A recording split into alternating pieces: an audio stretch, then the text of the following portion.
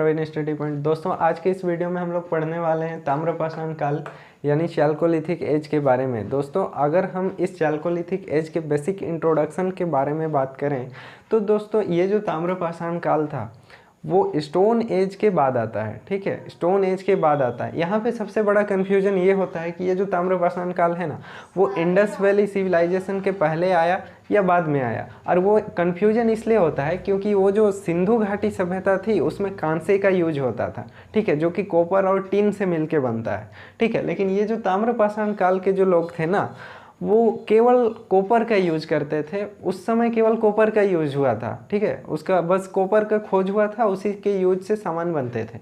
लेकिन ऐसा जब हम लोग बुक पढ़ेंगे ना तो हमें पता चलेगा कि इस हिसाब से तो ताम्रपाषाण काल पहले आना चाहिए और बाद में सिंधु घाटी सभ्यता आनी चाहिए, फिर उसके बाद कुछ दूसरी सभ्यता आनी चाहिए। लेकिन ऐसा नहीं होता। अगर हम किताब पढ़ेंगे तो पाएंगे कि ये जो ताम्रपाषाण काल है वो इंडस वैली सिविलाइजेशन के बाद भी चलते रहती है। तो ऐसा इसलिए होता है कि ये जो सिंधु घाटी सभ्यता थी उसके साथ साथ चलता है ताम्रपाषाण काल, उससे पहले भी आता है और उसके बाद भी आता है। ठीक है, जो ताम्रपाषाण संस्कृतियाँ सिंधु घाटी सभ्यता के पहले आती है ना उसको हम लोग बोलते हैं प्राक ताम्रपाषाणिक संस्कृति के रूप में आती है। ठीक है, और जो साथ साथ चलती है उसको हम लोग कहते हैं परिपक्व हड़प्पा के साथ चलने वाली यानी समकालीन संस्कृतियाँ। और जो बाद में चलती है ना उसे परवर्ती हड़प्पा के साथ चलने वाली यानी परवर्ती, उत्तरवर्ती, ये सब वर्ड उसके लिए यूज किए जाते हैं उन संस्कृतियों के लिए। उत्तरवर्ती ताम्रपाषाणिक संस्कृतियाँ इस तरह से। ठीक है, तो सबसे पहले हम लोग का डेवलपमेंट का स्तर देखिए कि किस तरह से डेवलपमेंट हो रहा है। पाषाण काल में अगर हम लोग देखें तो सबसे पहले क्या था कि लोग आदि मानव थे, फिर होमो सेपियंस का उदय होता है। ये सब पूरा पाषाण काल में होता है। मेसोलिथिक एज में क्या होता है कि माइक्रोलिथ्स, छोटे छोटे औजार बनने शुरू होते हैं। उसके बाद नवपाषाण काल में क्या होता है, नवपाषाण काल में तो लगभग क्रांति आ जाती है। पशुपालन तो शुरू हो ही चुका था, कृषि भी शुरू हो जाती है, लोग अनाज उगाना शुरू कर देते हैं। उसके बाद साथ साथ में जो पत्थर था उसको ब्लेड संस्कृति आ जाती है, बहुत ज़्यादा धारदार बनाते हैं, पॉलिश करना शुरू कर देते हैं। उसके बाद क्या होता है कि सबसे पहले एक धातु का खोज होता है, कॉपर, ठीक है, तांबा, और उस तांबे को पिघलाना लोग सीखते हैं, उससे इक्विपमेंट बनाना सीखते हैं, उससे हथियार औजार बनाना सीखते हैं। और उसके बाद क्या होता है कि पत्थर के भी औजार बनाते हैं और तांबे के भी औजार, कहीं कहीं पे दोनों को यूज करके कोई एक ही हथियार बना लिया। इस तरह से वे हथियार भी बनाना शुरू करते हैं और डेली यूज़ के बहुत सारे आइटम्स तांबे और पत्थर के यूज से बनाते हैं। ठीक है, और इस तरह से वो एक संस्कृति का डेवलपमेंट करते हैं जो पत्थर और तांबे के यूज से बनता है। ठीक है ना, तो इस तरह की जो संस्कृति थी जो जिस कालखंड में एग्जिस्ट करती थी उस कालखंड को हम लोग ताम्रपाषाण काल कहते हैं। समझ रहे हो, इस तरह की संस्कृति जो तांबे और पत्थर से चलने वाली थी, ये जो संस्कृतियाँ जिस कालखंड में एग्जिस्ट करती थी उस कालखंड को हम लोग ताम्रपाषाण काल कहते हैं यानी चैल्कोलिथिक एज कहते हैं। ठीक है, ये ताम्रपाषाण काल खुद से नहीं आया, ये नाम दिया गया है इतिहासकारों के द्वारा, वो इसलिए क्योंकि ताम्र मतलब तांबा और पाषाण मतलब पत्थर। ठीक है, तो इस तरह से इसका बेसिक इंट्रोडक्शन अगर देखें तो ये ख़त्म होता है। हम इस ताम्रपाषाण काल के बारे में ये जानेंगे कि ये जो संस्कृतियाँ थी जो चल रही थी वो कहाँ पे थी। ठीक है ना, कहाँ पे इस तरह की संस्कृतियाँ एग्जिस्ट करती थी। जब सिंधु घाटी सभ्यता चल रही है तो उसके साथ साथ में ये संस्कृतियाँ कैसे चल रही हैं, इनको कांसे का बारे में पता कैसे नहीं है। ठीक है ना, उसके बाद जब सिंधु घाटी सभ्यता ख़त्म हो जाती है तब भी ये संस्कृतियाँ चलते रहती है। आप समझ रहे हो, ये जो ताम्रपाषाण काल है उसका एक छोटा सा मतलब स्ट्रक्चर पता चल गया होगा कि ये है क्या और किस तरह से इसका एग्जिस्टेंस रहा होगा। हम ये कहाँ पर थी उसको शुरू करते हैं पढ़ना और ये किस टाइम पीरियड में इसकी संस्कृतियाँ कहाँ कहाँ पर थी, इन सारी चीज़ों को हम लोग देखेंगे। तो चलिए सबसे पहले हम जानते हैं कि ये जो ताम्रपाषाणिक संस्कृतियाँ थी वो कहाँ पर एग्जिस्ट करती थी। ठीक है, किन किन जगहों पर एग्जिस्ट करती थी, उसके बाद उसका टाइम पीरियड भी देखते हैं। तो दोस्तों ये जो ताम्रपाषाण संस्कृतियाँ थी, ये जो ताम्रपाषाण काल था उसकी जो ताम्रपाषाणिक संस्कृतियाँ थी वो किन जगहों पर पाई गई। ठीक है, किन जगहों पर पाई गई और उसका टाइम पीरियड क्या था ये जानते हैं। ठीक है, तो ये जो ताम्र पाषाणिक संस्कृतियाँ थी दोस्तों, ये लगभग पूरे देश में पाई गई है। अब वो कैसे पाई गई है वो देखिए। ये जो संस्कृतियाँ थी, जब पुरातात्विकों ने उत्खनन किया तो उन्हें दक्षिण पूर्वी राजस्थान में मिली। जैसे राजस्थान वाला इलाका ये है, इसका दक्षिणी पूर्वी भाग ये है। ठीक है, यहाँ पे इसके साक्ष्य मिले। मध्य प्रदेश में मिला, पश्चिमी मध्य प्रदेश में, पश्चिमी महाराष्ट्र में मिला और पूर्वी भारत में मिला, जैसे बिहार में मिला, बंगाल में मिला और दक्कन में भी मिला है। ठीक है, दक्षिण में भी मिला है। दक्षिण में जो नवपाषाणिक संस्कृतियाँ थी वही डेवलप होके ताम्र पाषाणिक संस्कृति के रूप में डेवलप हो गई थी। समझ रहे हो?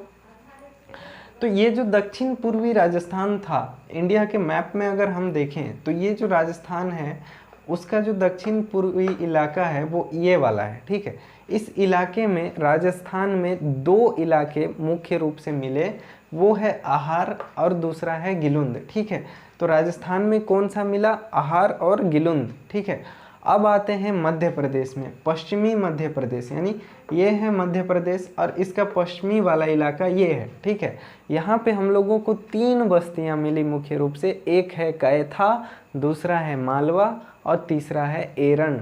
ठीक है, कैथा, मालवा और एरन। अब मध्य प्रदेश के बाद हम आते हैं महाराष्ट्र में। महाराष्ट्र का जो पश्चिमी इलाका था, यहाँ भी हम लोगों को बहुत सारे ताम्र पाषाणिक बस्तियाँ मिली है, बस्तियों के साक्ष्य मिले हैं। जैसे 2 जिलों में मिले हैं, जैसे एक अहमदनगर में और दूसरा पुणे में। ठीक है, महाराष्ट्र में 2 जिलों में, जैसे एक अहमदनगर में और एक पुणे में। अहमदनगर में हमें मिला है जोरवे, नेवासा, दैमाबाद। ठीक है, मुख्य रूप से। और पुणे में मिला है चंदौली, सोनगांव, इनामगांव, प्रकाश और नासिक। ठीक है, और अगर हम लोग पूर्वी भारत की बात करें तो बिहार में यहाँ पे एक जगह है जिसका नाम चिरांद है, और फिर महिषी दल, पांडु रेजारदेवी, ये सारे स्थल मिले हैं। ज़्यादा इम्पोर्टेंट है ये राजस्थान, मध्य प्रदेश और महाराष्ट्र वाला। ठीक है, तो दोस्तों अगर हम लोग इसकी बात करें, सबसे पहले हम लोग देखते हैं राजस्थान का। ठीक है, राजस्थान में हम लोगों को 2 स्थल मिले थे, आहार और गिलुंद।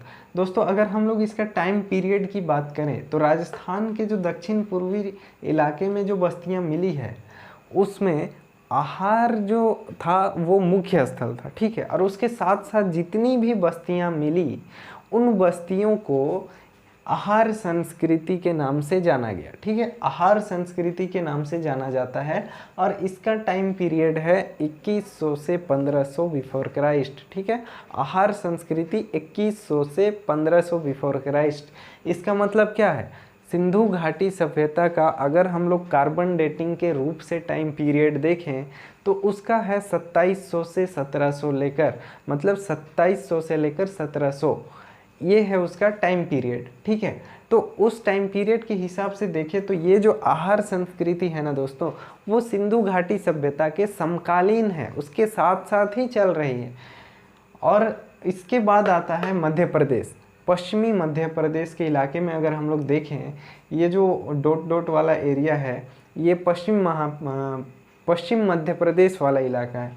ठीक है, तो यहाँ पे हम लोग को 3 बस्तियाँ मिली है मुख्य रूप से, कैथा, मालवा और एरन। ठीक है, कैथा, मालवा और एरन। दोस्तों ये जो कैथा है जो यहाँ मध्य प्रदेश के पश्चिमी इलाके में मिली है, कैथा है वो कुछ समय के पहले की मानी जाती है। यानी कैथा के साथ साथ जो कुछ बस्तियाँ मिली है वो कुछ समय पहले के टाइम पीरियड की है। और मालवा जो एरिया है, मालवा जो बस्ती है वो उसके कुछ समय बाद का टाइम पीरियड में उसके साथ साथ कुछ बस्तियाँ मिली है। ठीक है, तो इसीलिए हम लोग कैथा जो है उसको हम लोग इसी इलाके में, कैथा को हम लोग कैथा संस्कृति के नाम से जानते हैं, क्योंकि इसके साथ साथ और भी जो बस्तियां मिली है उसको कैथा संस्कृति के नाम से जानते हैं। लेकिन इसका जो टाइम पीरियड है वो है 2000 से लेकर 1800 बिफोर क्राइस्ट। ठीक है, और इसी इलाके में कुछ समय बाद मालवा संस्कृति आती है जिसका टाइम पीरियड है 1700 से लेकर